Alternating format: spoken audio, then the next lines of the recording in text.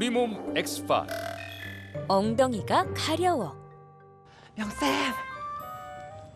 명쌤! 가려워요. 어디 가요?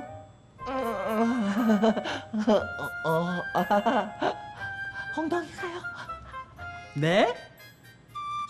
산골짜기 단지 아기다란지 어느 날부터 우리 음식 가지고 제 친구 보현이는 엉덩이를 긁었어요. 나가? 한번 더 할게. 산골짜기 다람쥐 지은이는 못 봤지만 전 분명히 봤어요. 남들이 안 볼 때마다 미친 듯이 긁는 것을요. 안돼. 야! 그냥 가면 어떡해! 그런데 며칠 뒤부터 무궁화꽃이 피었습니다. 무궁화꽃이 피었습니다. 저도 엉덩이가 간지럽기 시작한 거예요. 미치도록 간지러웠지만 참았어요. 내가 좋아하는 지은이가 알면 안 되니까요. 그러나 너무너무 간지러웠어요. 무궁화꽃이 피었습니다. 환웅이 움직였다. 뭐 하는 거야? 더러워, 너랑 안 놀아. 똥똥아리, 너네랑 안 놀아. 아 어떡해. 지은이가 다 봤어. 근데 환웅아, 너도 엉덩이 간지러워? 간지러운 것도 속상한데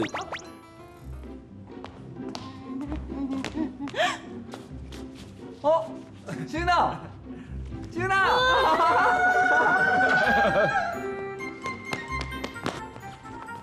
왜 자꾸 쫓아와? 지은아 왜 그래?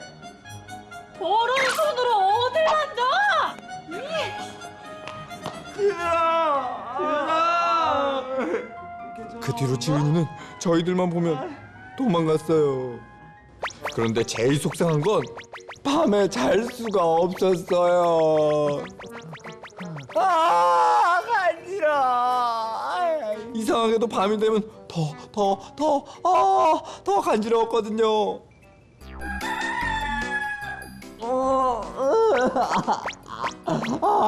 자고 싶다. 이야. 창피해서 이 보현이 말고는 아무한테도 얘기 안 했는데요. 명쌤 엉덩이가 왜 이렇게 가려워요? 정확히는 엉덩이가 아니라 항문이 가려운 거죠? 어떻게 알았어요? 밤이 되면 더 심하게 가려운 것을 보니까요. 요충 때문인 것 같아요. 요충이요? 네, 기생충의 일종인데요. 자, 그럼 먼저 기생충이 뭔지 알아볼까요? 첫 번째, 기생충 X5. 기생충이란 사람이나 동물의 몸속이나 바깥에 붙어 살면서 영양분을 섭취하는 생물을 말하는데요. 적혈구에 사는 아주 작은 기생충부터 2, 3m나 되는 큰 기생충도 있답니다. 이런 기생충은 우리 몸이 써야 할 영양분을 뺏어가기 때문에 성장에 방해가 되고 건강에 나쁜 영향을 끼치며 질병을 일으키기도 해요. 그래요. 지금은 거의 사라졌지만 최근에는 농약을 사용하지 않는 유기농 채소를 많이 먹게 되고 애완동물을 기르게 되면서 기생충 감염이 늘기 시작했답니다. 그런데 이 기생충들은 각자 살고 있는 곳이 다르다고 합니다. 자, 어떻게 다른지 한번 알아볼까요? 두 번째, 기생충 X5. 기생충은 어디에 살까? 주로 알이 묻어있는 채소를 먹었을 때 감염되는 회충은 작은 창자에서 살고 몸 길이가 14에서 35cm까지 자라는 아주 큰 기생충이에요. 간혹 허파에 들어가서 폐렴 증상을 일으키고 코나 귀로도 침입할 수 있어요. 이 회충처럼 작은 창자에서 사는 기생충은 십이지장충인데요. 작은 창자의 벽에 날카로운 이빨을 받고 피를 빨아먹기 때문에 빈혈이나 현기증, 구역질 같은 증상이 나타나게 돼요. 그리고 우리 어린이들에게 가장 많은 기생충인 요충은 대장의 끝에 있는 맹장에 주로 살고 그중 암컷이 대장을 통해 항문 주위에 알을 낳기 때문에 요충에 감염되면 항문이 매우 간지럽답니다. 그렇습니다. 여러 가지 기생충이 있지만 요충의 경우에는 항문에 알을 낳기 때문에 항문이 매우 간지럽고 특히 어두운 밤에 활동을 많이 하기 때문에 밤에 간지러워 수면 부족이 되기 쉽습니다. 또 자꾸 긁게 되면 항문 주위에 습진이나 피부염이 생길 수가 있어요. 아 명쌤, 근데 이 요충은 왜 생기는 거예요? 세 번째, 기생충 X5. 요충은 왜 생길까? 요충이 알을 낳게 되면 항문이 가려워 긁게 되는데 이때 알이 손가락에 묻어 바닥에 떨어지거나 손을 통해 입으로 들어가면서 요충에 다시 감염되기도 하고 다른 사람의 손을 통해 옮기거나 옷이나 침구에 묻어 옮겨가기도 한답니다. 그래요. 특히 손! 항문을 긁은 손을 통해 전염이 되는데요. 음식을 먹기 전에는 손을 깨끗이 씻고 손가락을 빨거나 입에 가져가지 않는 것이 좋습니다. 또 속옷이나 잠옷, 이불은 깨끗이 빨면 되고 다행히 이 요충은 구충제를 먹으면 치료가 가능합니다. 기생충으로부터 우리 몸을 건강하게 지키는 방법. 첫째, 손을 깨끗이 씻기. 둘째, 손을 입에 넣지 않기. 우리 친구들 이 두 가지를 꼭 기억해 주세요. 명쌤과 약속, 복사, 도장. 우리 몸 제대로 알고 잘 관리하자. 우리 몸 사용 설명서. 장편. 기생충. 기생충이란 사람이나 동물의 몸속이나 바깥에 붙어 살면서 영양분을 섭취하는 생물을 말해요. 특히 어린이들이 가장 많이 감염되는 기생충은 대장의 끝에 있는 맹장에 주로 살고 있는 요충으로 암컷이 대장을 통해 항문 주위에 알을 낳기 때문에 요충에 감염되면 항문이 매우 간지럽답니다. 요충은 항문을 긁은 손을 통해서 전염되기 때문에 항상 손을 깨끗이 하고 손가락을 입에 넣지 않도록 해야 해요. 우리 몸 X5. 전쟁터의 흡혈귀. 명쌤, 살려주세요. 아니, 무슨 일인데 그러시죠? 지금은 1차 세계대전 중입니다. 전 세계가 전쟁 중이죠.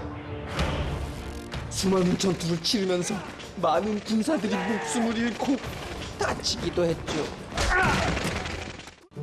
아우, 야, 이게 무슨 고생이냐, 이 전쟁 때문에. 그러니까 아유. 주사 맞을 시간입니다.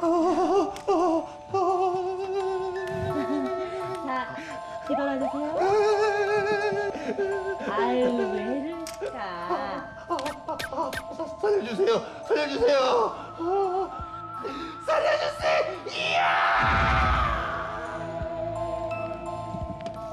그럼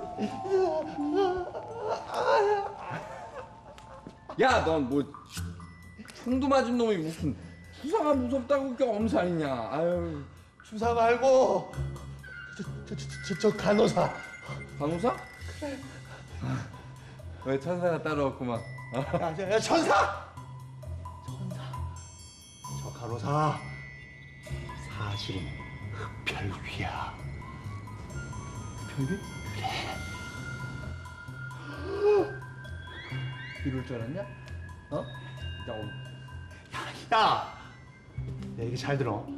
내가 처음 정신 잃고 이 병원에 왔을 때 들것에 실려왔었거든. 그때 내가 정신이 잠깐 돌아왔을 때였지.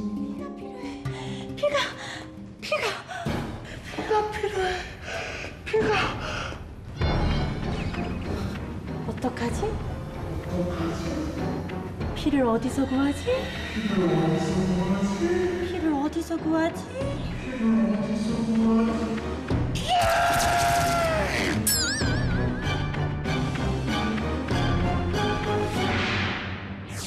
피를 찾는 걸 보니까 흡혈귀가 분명해. 아 진짜 네가 정신이 없어서 잘못 봤겠지. 아니야 임마, 내가 분명히 봤다니까. 손에 묻어있는 피. 그리고 들었어. 피가 필요해. 피가 필요해.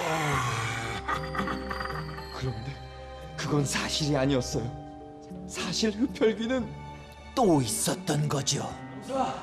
간호사! 네, 선생님. 피가 모자라. 피를 구해와. 피를요? 지금 없는데. 없어도 구해야지. 저 군인들한테서 피를 뽑아와. 그랬어. 흡혈귀 대장이 군이가 아니고 부하가 간호사였어요.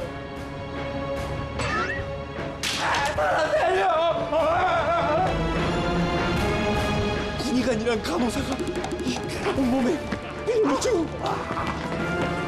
피가 필요하다고 했단 말이에요. 흡혈귀가 분명해요. 아, 제가 생각엔 흡혈귀가 아니라 수혈 때문에 그런 것 같군요. 예? 수혈이요? 수혈이 뭔가요? 수술을 할 때 환자가 피를 많이 흘리게 되면 목숨이 위태로울 수가 있어요. 그래서 다른 사람의 피를 줄 수가 있는데요. 이것을 바로 수혈이라고 합니다. 자, 그럼 수혈에 대해서 알아보기 전에 피가 무엇인지 먼저 알아볼까요? 첫 번째, PX5. 빨간 배달부 피.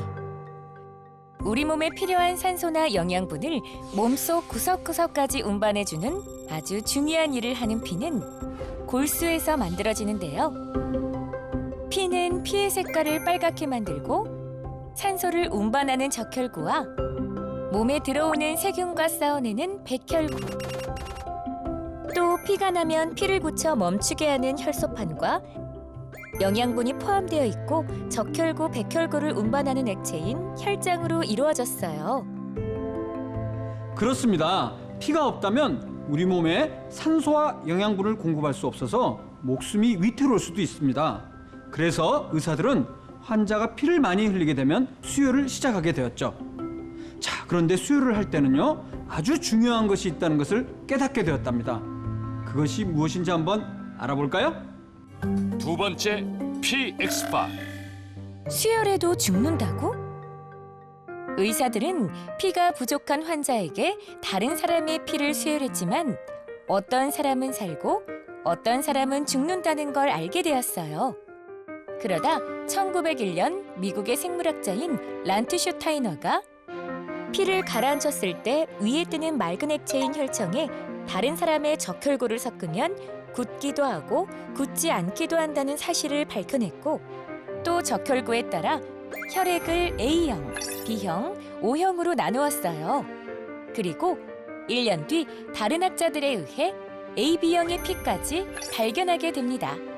이렇게 혈액형이 밝혀지며 1914년에 일어난 제1차 세계대전에서 수혈을 통해 많은 군인들의 목숨을 구하게 됐고, 수술할 때 수혈하는 방법도 크게 발전하게 되었어요.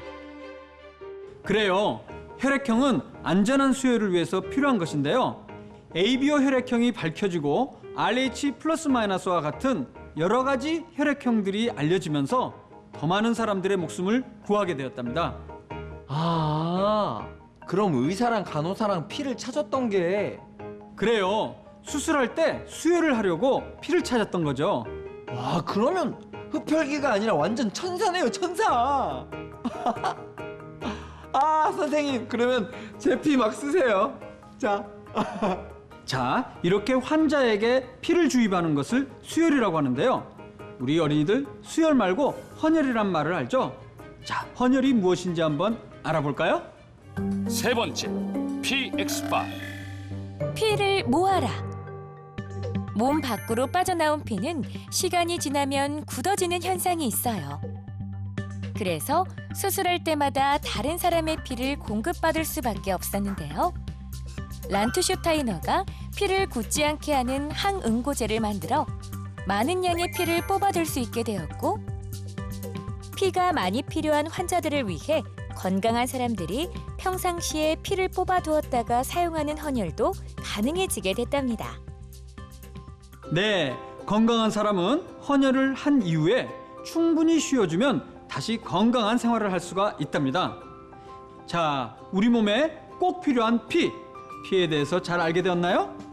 우리 몸 제대로 알고 잘 관리하자. 우리 몸 사용 설명서. 몸편, 혈액,